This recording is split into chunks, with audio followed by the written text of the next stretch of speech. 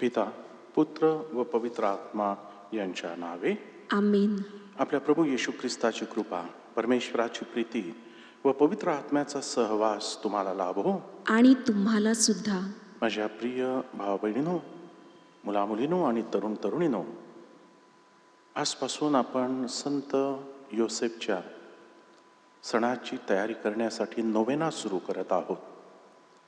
या प्रार्थना विधीमध्ये सहभागी होण्यासाठी आपण पात्र व्हावेत, म्हणून आपण आपल्या अंतःकरणाची तयारी करूया. सर्वशक्तिमान परमेश्वराजवळ व तुम्हा बंधू भगिनींजवळ मी कबूल करतो की कल्पनाने, शब्दाने, कृत्याने व इगेने मी फार पापे केली आहेत. माझा अपराध, माझा अपराध, माझा फार मोठा अपराध. म्हणून नित्यकुमारी पवित्र मरिया, सर्व देवदूत व सर्व संत यांना व तुम्हा बंधू भगिनींना मी विनंती करतो की माझ्यासाठी आपल्या प्रभू परमेश्वराजवळ प्रार्थना करा. सर्वसमर्थ परमेश्वर आम्हावर दया करो व आमच्या पापांची क्षमा करून आम्हाला सार्वकालिक जीवनाकडे नेवो. आमेन.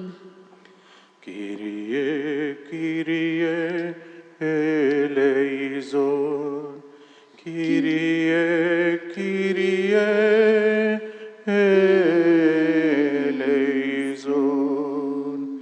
क्रिस्ते क्रिस्ते eleison, Christe, Christe, eleison, Kyrie, Kyrie, eleison, Kyrie, Kyrie,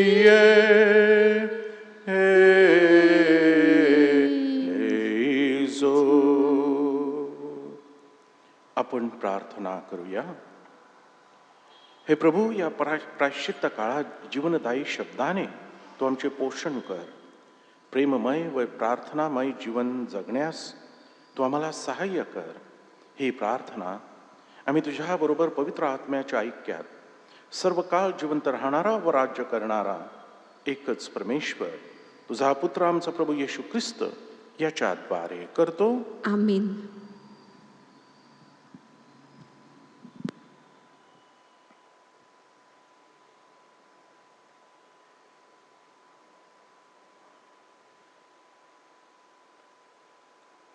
अनुवाद या पुस्तकातून घेतलेले वाचन. मोशे लोकांस म्हणाला, आता अहो इस्रायल लोक हो, जे विधी व नियम मी तुम्हाला शिकवित आहे ते पाळावे म्हणून तुम्ही ते ऐकून घ्या. म्हणजे तुम्ही जिवंत राहाल आणि तुमच्या पूर्वजांचा देव परमेश्वर तुम्हाला जो देश देत आहे त्यात प्रवेश करून तो वतन करून घ्याल. पहा, ज्या देशाचे वतन मिळवण्यास तुम्ही जात आहात त्यात पाळण्यासाठी आपला देव परमेश्वर ह्याच्या आज्ञेप्रमाणे मी तुम्हाला विधी व नियम शिकवले आहेत त्याप्रमाणे तुम्ही चालावे. तुम्ही ते काळजीपूर्वक पाळावेत, कारण त्यामुळे देशोदेशी लोकांच्या दृष्टीला तुम्ही सुज्ञ व समंजस असे दिसाल. त्या सर्व विधी संबंधी ऐकून ते म्हणतील की हे महान राष्ट्र खरोखर बुद्धिमान व समंजस लोकांचे आहे. कारण आमचा देव परमेश्वर ह्याचा आम्ही धावा करतो तेव्हा तो आमच्या जवळ असतो. ह्याच्यासारखे देव जवळ असणारे महान राष्ट्र दुसरे कोणते आहे? हे सारे नियमशास्त्र मी आज तुम्हाला देत आहे. त्यातल्यासारखे यथार्थ विधी व नियम असणारे महान राष्ट्र दुसरे कोणते आहे? मात्र स्वतःविषयी सावधगिरी बाळग आणि स्वतःला फार जप, नाहीतर तू ज्या गोष्टी डोळ्यांनी पाहिल्या आहेत त्या विसरून जाशील आणि जन्मभर त्या तुझ्या मनातून जातील. तू आपल्या पुत्रपौत्रांना त्यांची माहिती द्यावी. हा प्रभूचा शब्द आहे. देवाला धन्यवाद. प्रतिसाद स्तोत्र. प्रतिसाद. येरुशलेम प्रभूचे गुणगान कर. यरुशलेम प्रभूचे गुणगान कर. येरुशलेम प्रभूचे गुणगान कर. सियोन तुझ्या देवाचे स्तवन कर. तुझ्या वेशींचे अडसर त्याने मजबूत राखले आहेत. तुझ्यामधील नागरिकांना आशीर्वाद दिला आहे. प्रतिसाद. यरुशलेम प्रभूचे गुणगान कर. तो पृथ्वीवर हुकूम सोडतो. त्याचा शब्द वेगाने धावत येतो. तो लोकरीसारखी दाट हिमवृष्टी करतो. राखेसारखे दव पसरतो. प्रतिसाद. यरुशलेम प्रभूचे गुणगान कर. आपला संदेश त्याने याकोबला आणि आपले नियम व संकेत इस्रायलला जाहीर केले. कुठल्याही राष्ट्रासाठी त्याने असे केले नाही. त्याचे संकेत त्यांना माहीत नाहीत. प्रतिसाद. यरुशलेम प्रभूचे गुणगान कर. जयघोष. पहा, आताच समय अनुकूल आहे. आताच तारणाचा दिवस आहे.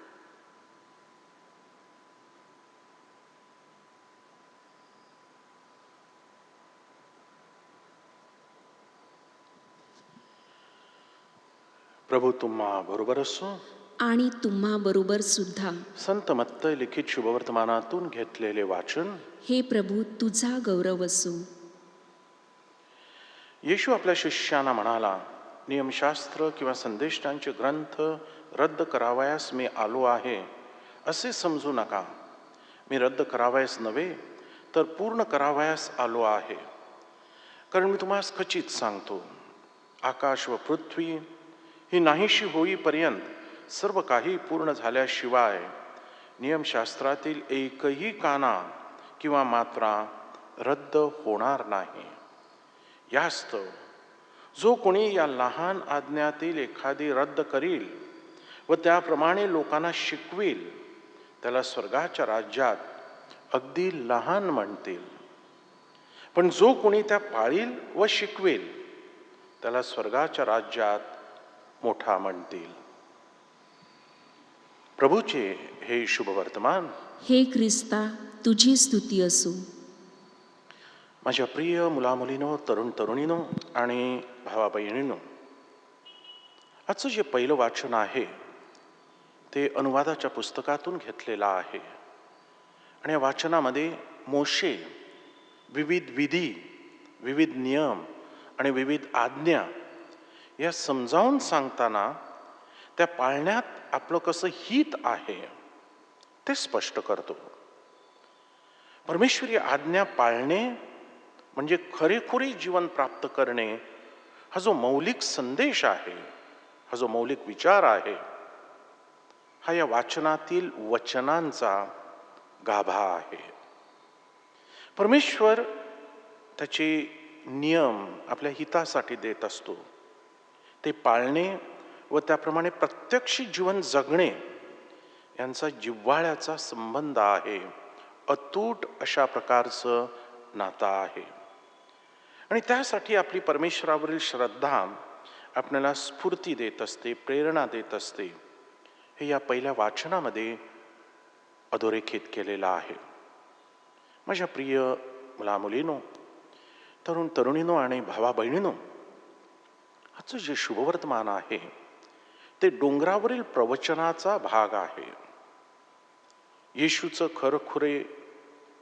खरेखुरे शिष्य कोण आणि ते कसे असावेत, तसेच स्वर्गीय राज्यातील जीवन म्हणजे काय ते मत्तय लिखित शुभवर्तमानातील 5 ते 7 या अध्यायात आपल्याला डोंगरावरील प्रवचनामध्ये सापडतं. आजचं शुभवर्तमान हे 5व्या अध्यायातील आहे. आणि या शुभवर्तमानामध्ये नियमशास्त्र व संदेष्टांचे ग्रंथ यांची कशी परिपूर्ती झाली आहे, येशूमध्ये ते कसं साकारलेलं आहे, ते प्रभू येशू ख्रिस्त आपल्या स्वतःच्या शब्दात अधिकार वाणीने समजावून सांगताना आपल्याला आढळत आहे.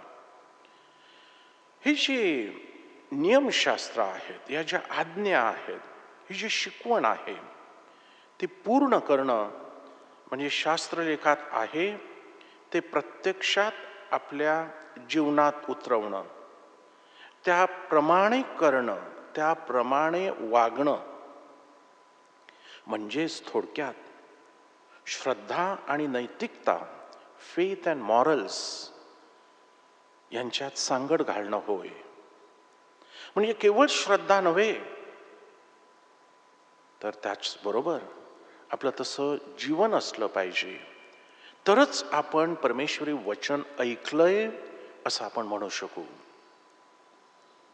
आजपासून आपण संत योसेफ याच्या नोवेनाला सुरुवात करत आहोत.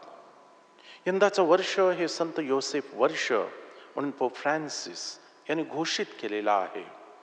आणि त्याच्या जीवनाकडे आपण जेव्हा बघतो तेव्हा त्याने ज्या रीतीनं त्याच्या श्रद्धेची, त्याच्या जीवनाशी जी सांगड घातलेली आहे ती अपूर्व आहे.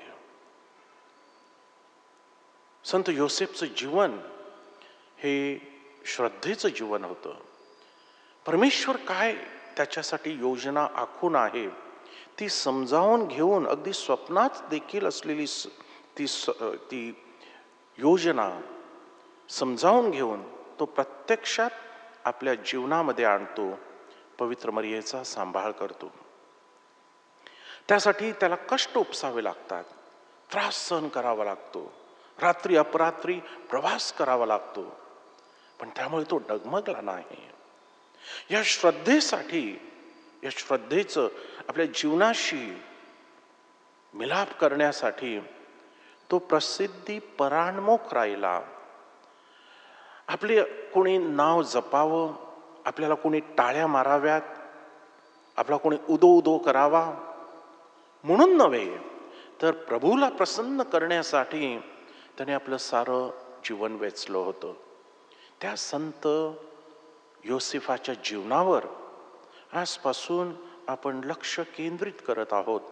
आणि 19 मार्चला जो सोहळा आहे तो आपण साजरा करणार आहोत. आजच्या या पहिल्या वाचनाच्या प्रकाशात आणि शुभवर्तमानाच्या शिकवणुकीच्या दृष्टिकोनातून आपण स्वतःला प्रश्न विचारू शकतो की माझी श्रद्धा ही खरोखर ख्रिस्ती श्रद्धा आहे का? ती मला समजली आहे का? ती मला पटली आहे का? आणि दुसरा प्रश्न म्हणजे तीच माझी श्रद्धा माझ्या दैनंदिन जीवनातून मी कशी प्रकट करत आहे? कशा रीतीनं माझे शब्द, माझे विचार आणि कृती याद्वारे मला समजलेली ख्रिस्ती श्रद्धा, मला कळलेला येशू मी इतरांपर्यंत पोहोचवत आहे. आपण क्षणभर शांत राहूया आणि प्रभूने आपल्याला दिलेल्या संदेशावर थोडा वेळ मनन चिंतन करूया.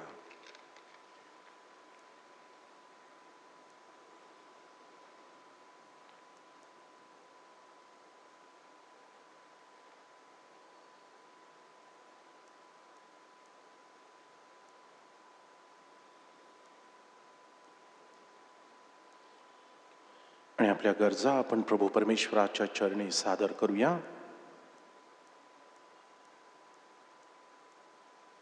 परमेश्वर दयाळू आहे, मायाळू आहे, मंद क्रोध आहे. त्याच्या पायाशी आपण आपल्या गरजा, आपल्या विनंत्या विनम्रपणे सादर करूया. प्रतिसाद.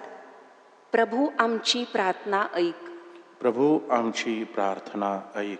आपल्या ख्रिस्त सभेचे प्रमुख पोप फ्रान्सिस, आपल्या धर्मप्रांताचे मेंढपाळ आर्चबिशप फेलिक्स मचाडो, सर्व बिशप, धर्मगुरू व वर्तस्थ ह्यांना त्यांचे कार्य करण्यास प्रभूची कृपा लाभावी म्हणून आपण प्रार्थना करूया. प्रभू आमची प्रार्थना ऐक. प्रभू येशू ख्रिस्ताला अभिप्रेत असे श्रद्धा व नैतिकतेचे जीवन जगण्यास आपल्याला कृपा लाभावी म्हणून आपण प्रार्थना करूया. प्रभू आमची प्रार्थना ऐक. संपूर्ण जग करोना विषाणूच्या विळख्यातून मुक्त व्हावे व लसीकरणाच्या प्रकल्पावर प्रभूचा सतत आशीर्वाद असावा म्हणून आपण प्रार्थना करूया. प्रभू आमची प्रार्थना ऐक. गरीब, गरजवंत, असहाय्य, दिव्यांग, आजारी व अपघातग्रस्त आदी लोकांना प्रभूची कृपा लाभावी म्हणून आपण प्रार्थना करूया. प्रभू आमची प्रार्थना ऐक. शेवटी आपल्या वैयक्तिक हेतूंसाठी आपण प्रार्थना करूया.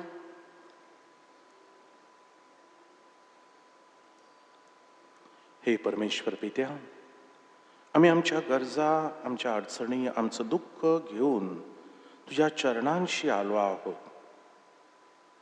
आम्हाला सारं काही शब्दामध्ये मांडता आलं नाही, परंतु तू आमचं अंतःकरण ओळखतोस, आमचं जीवन जाणतोस, आणि म्हणून तू आम्हाला कृपा दे, शक्ती दे, बुद्धी दे व तुझे वचन आमच्या जीवनात उतरवण्यासाठी आम्हाला सबळ कर.